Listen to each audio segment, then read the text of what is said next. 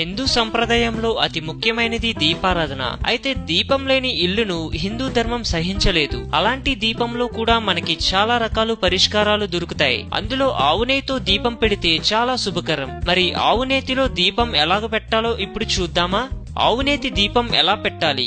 ముందుగా మనం దీపారాధన చేసే కుందులను శుభ్రం చేసి కుంకుమ బొట్టు పెట్టాలి. తరువాత ఆవు నెయ్యిని పోసి దానిలో ఒత్తులను వేయాలి.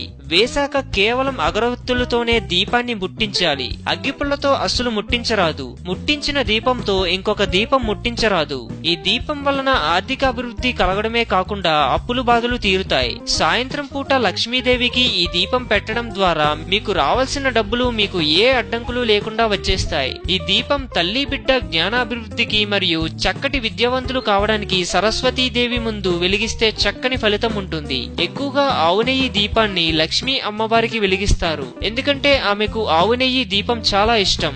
మీరు ఈ వీడియో గురించి ఏమైనా చెప్పాలంటే కామెంట్ పోస్ట్ చేయండి. చివరిగా సబ్స్క్రైబ్ చేయడం మాత్రం మర్చిపోకండి.